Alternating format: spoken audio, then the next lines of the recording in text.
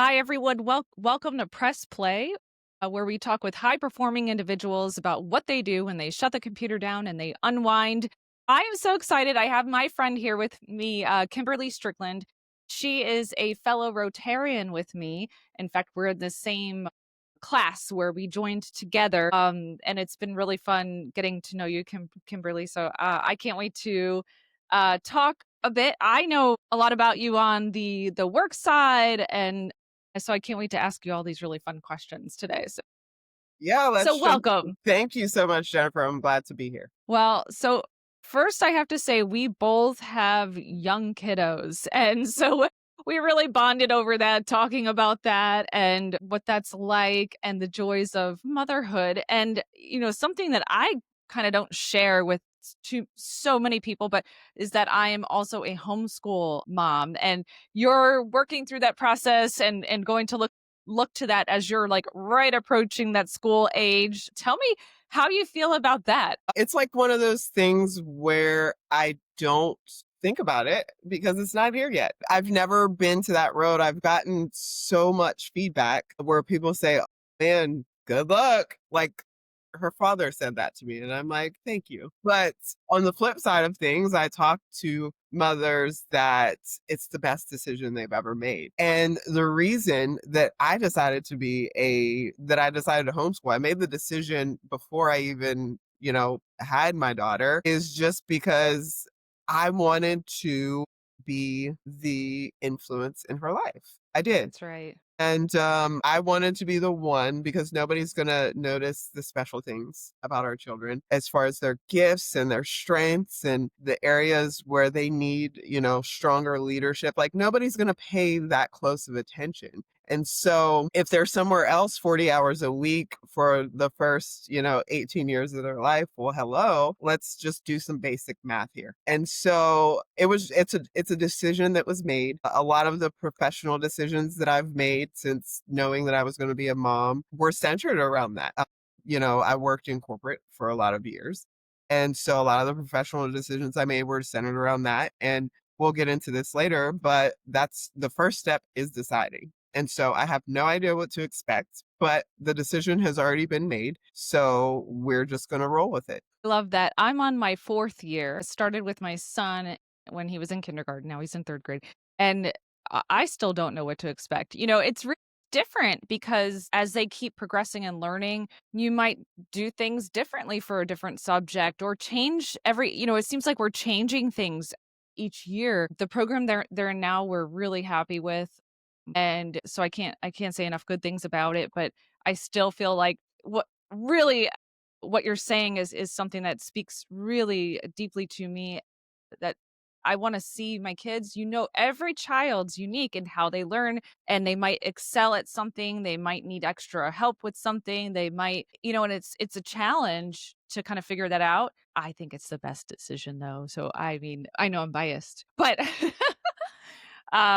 it's been amazing for us. Well, that was one of the first conversations you and I had when we met. And I Yeah. was like, great, gonna keep our number because once I Yeah. get there, like, I am not ashamed to look for resources and people that have walked the walk. And that's where you build that database over time. That's the human life value. So everything in our existence is built on that. And I think it's very easy to get away from that, whatever era it is. I don't know what it's officially called, but you know, technology can desensitize just the basic fundamentals of human connections. And then additionally, like you were saying, what our children need to be prepared for is Mhm. not the same system that you and I were raised in. So, Yeah. it's different. They need to be equipped for what they need to actually face. And that's always changing. So I think that's another thing that comes down to that only a parent can be hyper intentional about that. Yep. And especially knowing like you lead your career, I lead my career, it's totally doable. We'll talk about work too, but I really echo that sentiment of we can do it. We could do it.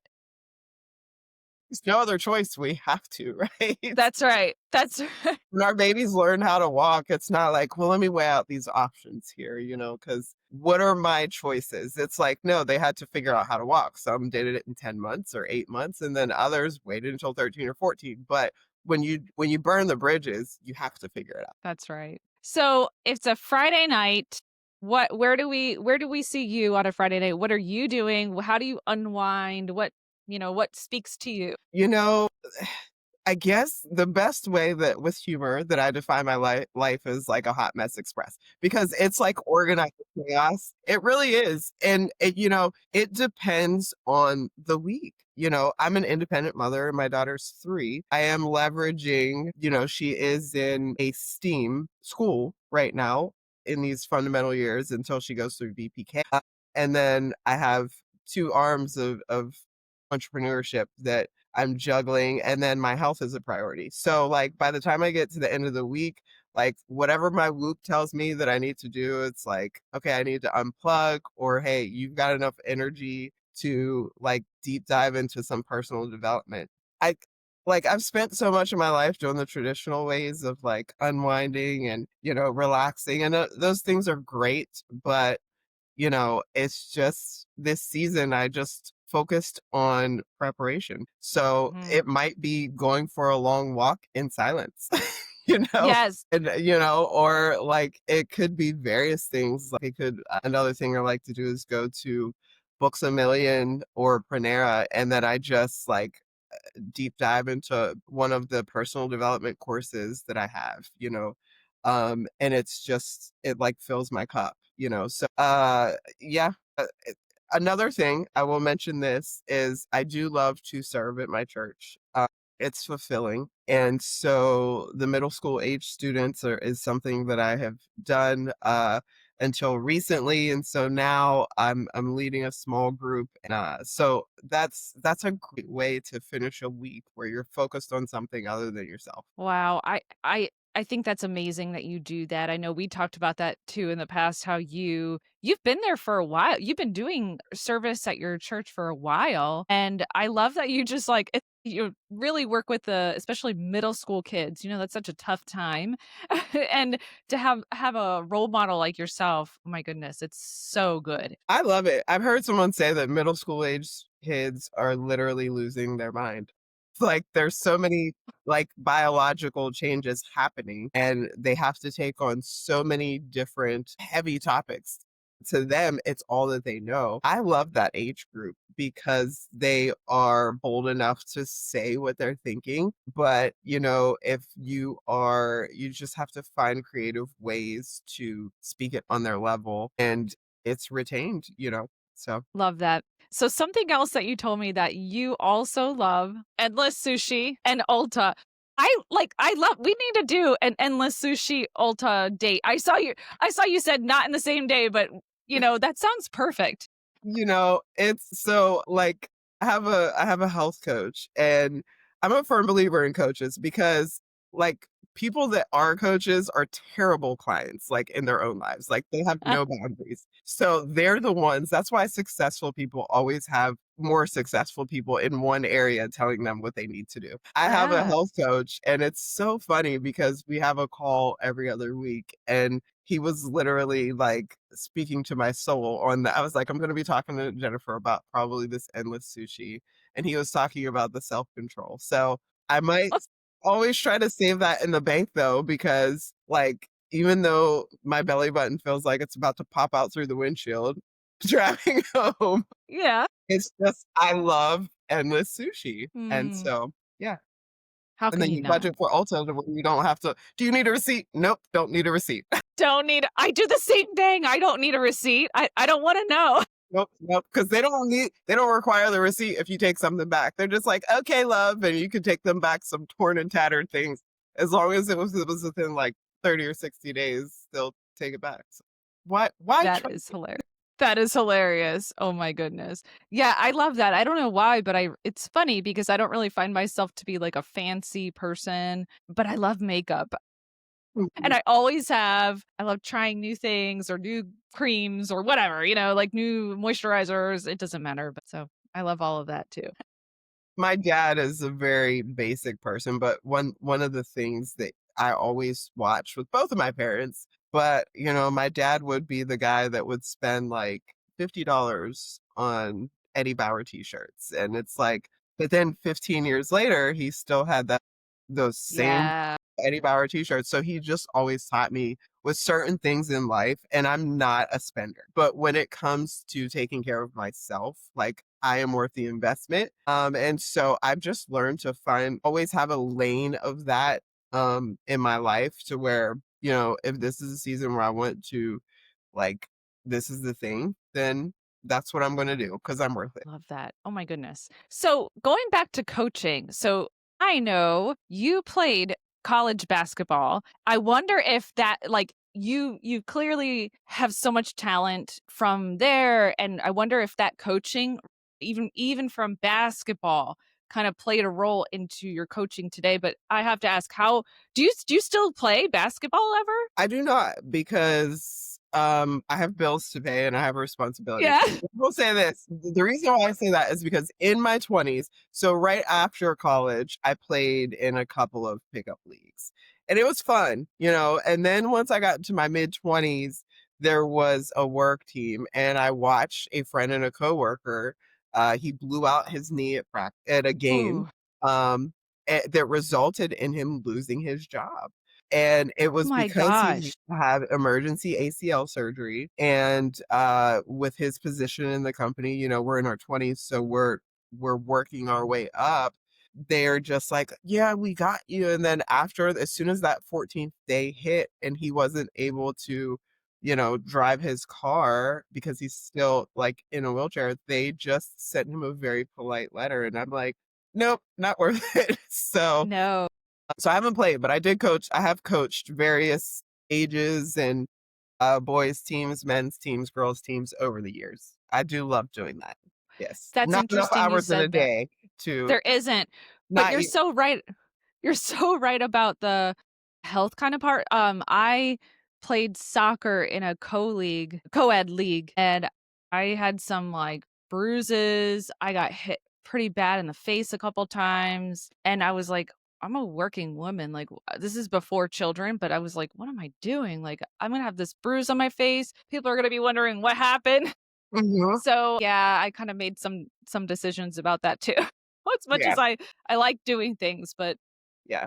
And then, I'm 6'2", so I've been a post player. And if you know anything about basketball, like just think of Hack a Shack. Like I'm aging oh, myself, but like I'm the one that when I'm like kindly trying to lay the ball up under the basket, that players like to run and jump like MJ and tackle me. So like I experienced that over the years. Like my knees are 75. So like I'm not when I'm 40, I'm like, just do the math. I'm not gonna be out here trying to like relive some glory days. Like yeah. I got my fill. I'm good. I think that's so cool. So you have 3 different coaches right today, and I know you said health. What are the other areas if you're good with sharing? Yeah, absolutely. So the first one is the health coach. The other one is I guess it will fall under the category of finance, but what this one really does is he teaches, it's called a rich life. So he bridges the gap between what are the strategies that I need to do to put myself in an optimal position. But then he also talks about how to develop a family crest. What does it look like to do family retreats? What's your investor DNA? And so I'm going through this course with him to really establish that at a foundational level. I think a lot of people, they don't come from families that, are the Rockefellers that just like Right. always, do things. A lot of people, especially these days, have this vision of legacy and they are the beginning of that vision. And so he's the second coach. And then the third coach is he's a business mentor. I went through one of his year-long mentorships, and he teaches business according to biblical principles. And Wow. so he has various programs, but a lot of, again, just the lanes of how I want to grow in this because business is not linear. It's not, you know, what can I create that's going to turn X profit? A lot of people do that successfully. I am not one of those people. Again, in these 4 years that, my daughter is in the formative years, she doesn't know what's going on. Like there's a lot of becoming and foundational things. And so those finance and just the moral compass, those are areas where I have a coach and I will always have a coach. Love that. And you're so right. So having people that are experts in different areas, because I could see how having a coach, the same person in all those areas, that's not effective. They're experts in what their forte is, and then they're helping you. So having someone that, like so much about what you do, of course you're gonna help people in areas that they aren't that aware. So oh my gosh, that is brilliant. I actually hadn't really thought of that. I love having a coach myself for business, but I hadn't really thought of having it for other areas. I think that's super smart. Yeah, it collapses time frames because things are always changing, right? And so, like, now everything causes cancer, right? And so Yeah, yeah. I like my health coach, he helped me when I was running the gym because I had no off switch. So, like, it wasn't about me Mm, being overweight. It was, hmm, I don't have an off switch. And like, I don't think that's right. And so I found this, you follow the trail. And then I found this guy that just completely geeks out on the science of health from a fitness and nutrition perspective. And so I hired him 6 years ago. So when I learned that he had, a coaching community that he spent years refining, not just your average, AI $97 a month group coaching, I yeah. was like, this is a no brainer, because I don't need my handheld. I just need somebody else to tell me what to do because that's bandwidth that I can keep for other things. Yeah. My goodness, I love that. Okay, so I also know that you're an ambidextrous painter. What? Tell me all about it. There's not much to that story that's happened recently. In college, I was an art major. I started out as computers. Know that? Yeah. Yes, I started out as computer science. And like after the third semester, I was like, nope, my brain, that side of the brain is just not working. So I was like, well, I can do art. And so with basketball, so I went and graphic design. Um, and over the years, even growing up, I always loved to draw and paint. And I started when I was 4. That's my earliest memory. I used to take kids' books and I would draw. I started out tracing, but eventually I taught myself how to draw the pictures in the books. Wow. And at one point, it felt better, more comfortable because I guess I'm left-handed, but sometimes I would switch to my right hand. It just depended on, what was happening when I was painting. And I didn't think about it, but I would just realize that, hey, I'm using my right hand now. So over the years, when I did a lot of my fine arts, which is another thing on my list, like I just need God to put like another 24 hours in the same day. Tell me about it. There's Yes. so much I wanna do. But anyway, and I noticed that my daughter, she also uses both hands whenever she does her coloring and her painting and her drawing, she switches. What was that? Oh my goodness.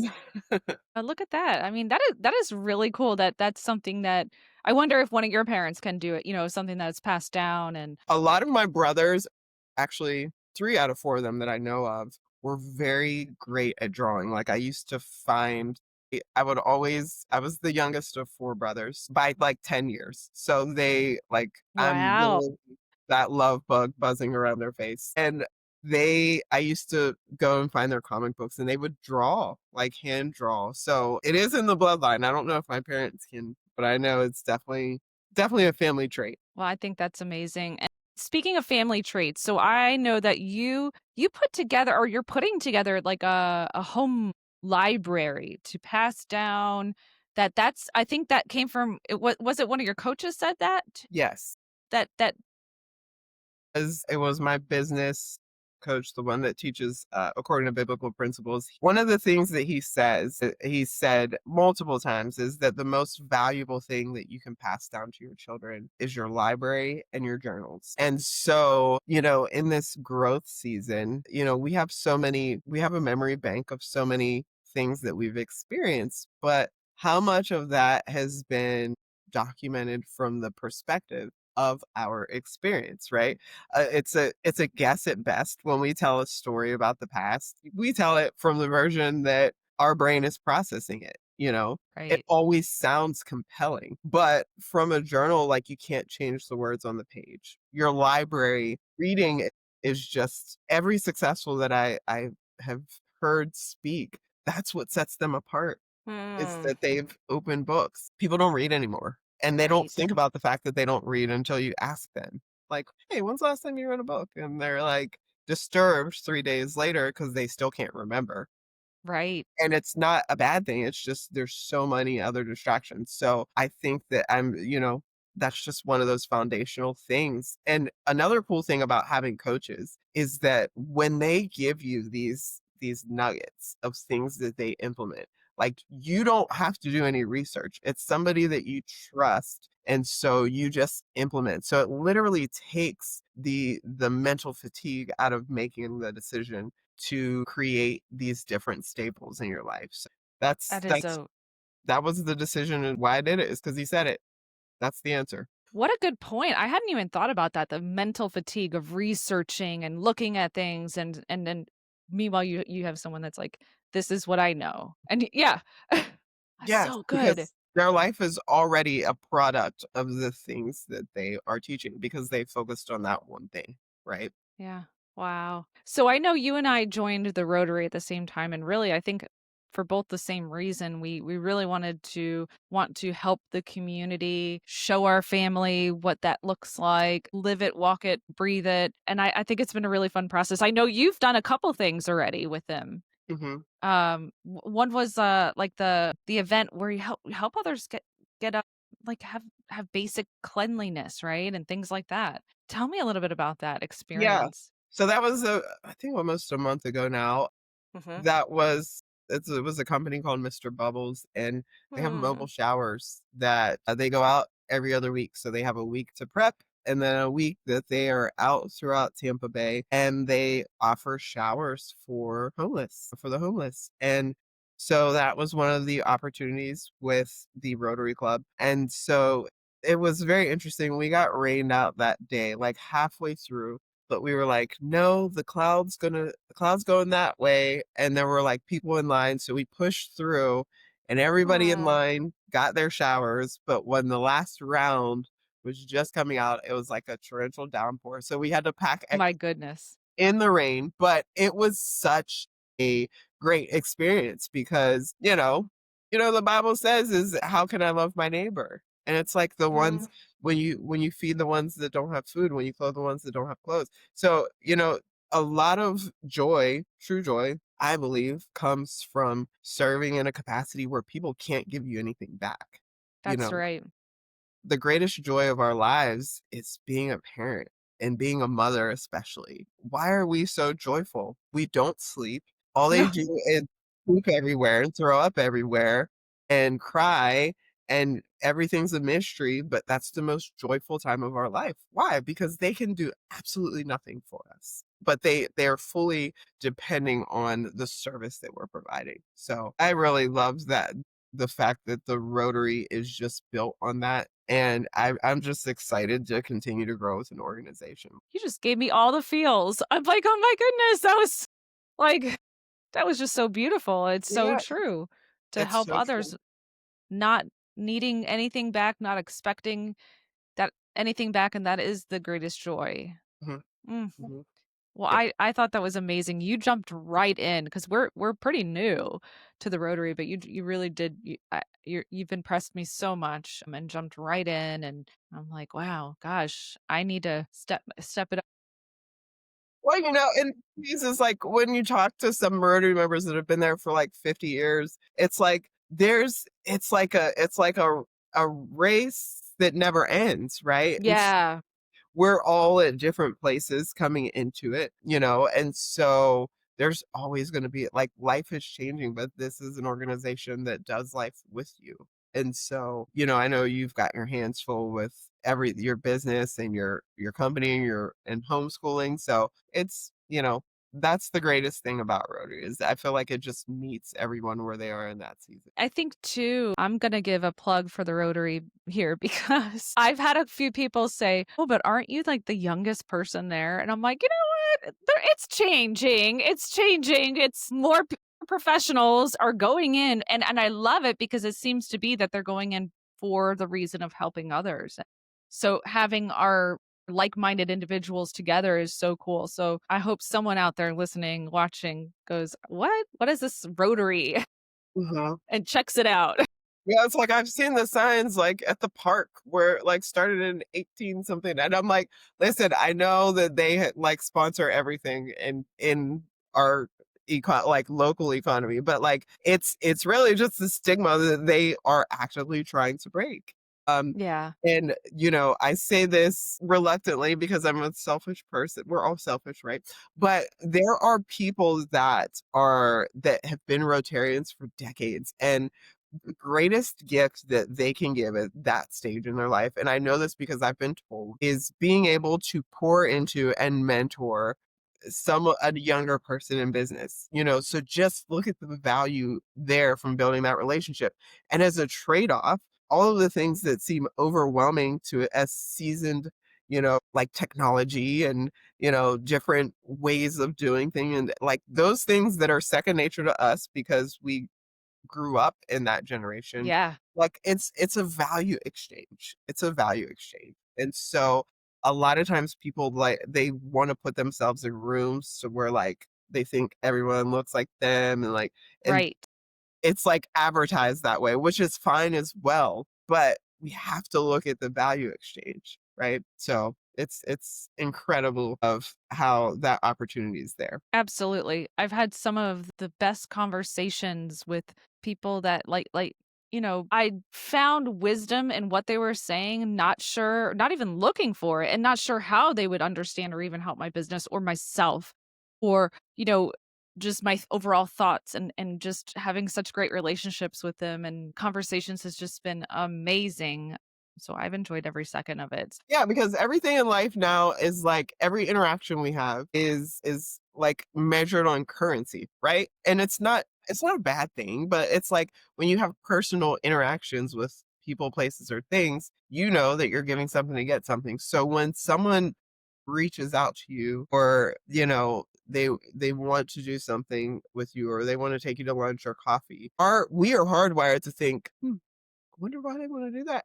And it's like, Right. they don't want anything, they just wanna get to know you, and like you have mentioned, like Rotarians have done that with you, they've done that with me, "Hey, just wanted to check and see how your week was going. Hey, do you wanna go to the site visit with me?" Like, and it's just like there's nothing they want. Those are the core values of the It's club. beautiful. Yeah. It really and it's even taught me to reach out to even others that, maybe aren't Rotarians, but I've just reached out to other people just to be like, "You wanna have lunch?" And no kind of feeling that way of like, I just wanna connect as a human being. Not I don't want anything. So it's been a great, like, character builder at the same time or being around people that, you could really glean from as far as, wisdom, information, character, love, it's all there. So I really I love the Rotaries.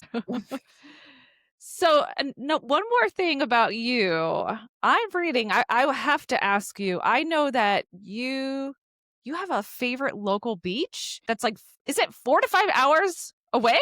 No, 45 minutes. 5 minutes, I was like, "Wait, what?" Okay, yeah, okay, so but it's a little bit of a drive, right? And so It's a you little love bit of to a go drive. there though, and Yeah, I do. It's like a park. It's like a speakeasy. So from the street, it just looks like, oh, that's a nice park. And then you drive in there and you go across this little mile bridge, and there's this little island that goes out into the ocean. And it's not even a mile long, probably less than a mile from end to end. And the locals in that area are the ones that are there. It's never crowded. And so, yes, that is my daughter and I go there, when we have the time to do it. And she loves splashing around there. But yeah, it's one of my favorite places to do nothing and sit in silence. oh my goodness, that sounds amazing, wow. I think that That is just wonderful and a great way to unwind, relax, charge up, because I know that you are so busy. I want you to tell me a little bit about what you're working on right now and a little bit about your business to kind of go into work mode a little.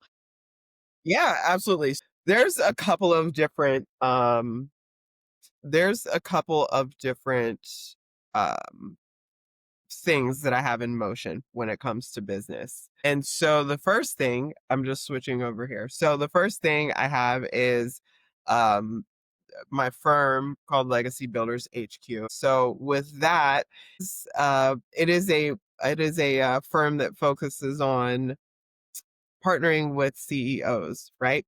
And so what we look at is we look for growth phase CEOs, these CEOs that are present in involved daily in their business and the company's growing. And so with this, there is a huge gap. You know, they've got this high pressure of the daily operations, especially when they do the exponential year over year growth. And so they have that, and then they have a team that they're expecting to come alongside of it. And that's where the cracks in the foundation start to kind of expose themselves, right? And so what Legacy Builders does is we are the consultants that come in and just help them mitigate some of those financial risks with what we do. So, like, there's all different kinds of business owners and CEOs and things of that nature. The businesses that we've seen this the most are ones that have at least 10 employees. They can have anywhere up to 500 employees, right? Those are the companies where the owner is still going in every day to see what's going on, right? And so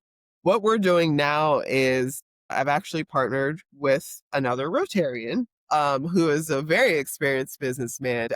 We are going to be curating a series of workshops. So these are CEO roundtables. They're not like podium to auditorium. Like these are 15 people, 15 CEOs. And what his company does as far as bridging the gap and what I do, two different things, but they complement each other like puzzle pieces. And so that's Wow. the first thing that I'm doing. And then the next thing that I'm doing, this is kind of like a passion project. So I have no idea what is going to become of this, but it's something that I've been doing. It's called Thoughts to Power. And so this is kind of like a self brand that I have coined since 2018. And with that, it's a lot of mindset, but not like the buzzword mindset, you know, it's understanding our true identity, right? And Hmm. beginning to see ourselves the way that God created us, like through his lens. And you know, we have the word of God and we have it that tells us ways to do, but the anointing that I have is there's things that happen and you know, in a 2 to 3 minutes, I'll turn on the camera or, you know, I'll create some type of content that is like a daily implementation practice that we can do to turn that switch, right? And so I've started a YouTube channel before.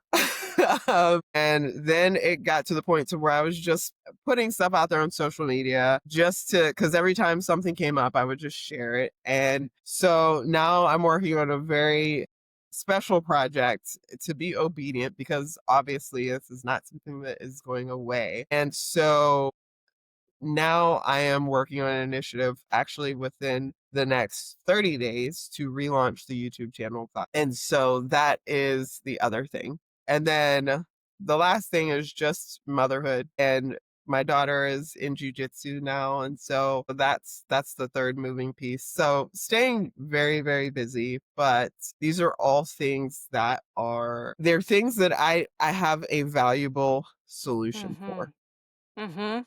And the biggest fear that I have is the fear of regret or the fear of wishing there saying, man, I should have spoke up if I knew that there was a problem that I knew how to solve or if I knew that there was a way that I can help people.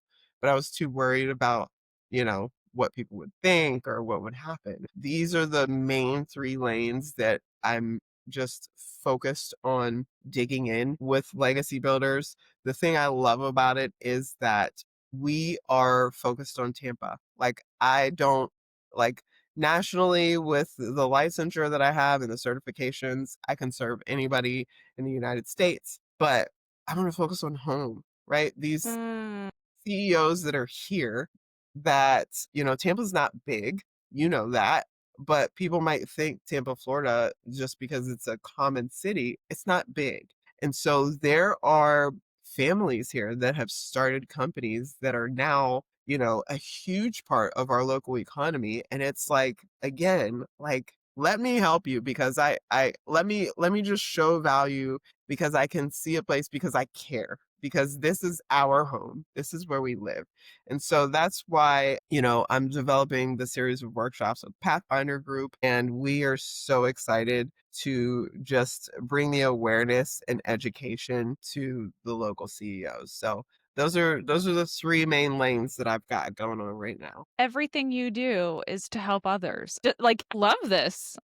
It's really powerful. Yeah, I've never been a money-driven person. I Yeah. haven't because and I've been trying, like, I've been thinking about in this growth stage of my life, like, why is it like that? I'm blessed that both I was raised in a two-parent home, and my parents, I can't even think of a time where they missed a sporting event or a piano recital. Like, I can't even think of a time that they weren't there. I grew up in the church, but one of the things is that I basically grew up as an only child. My brothers were 10 to 13 years older, right? And so I always saw people that were the star of the show. When you're an athlete, there's always a star player.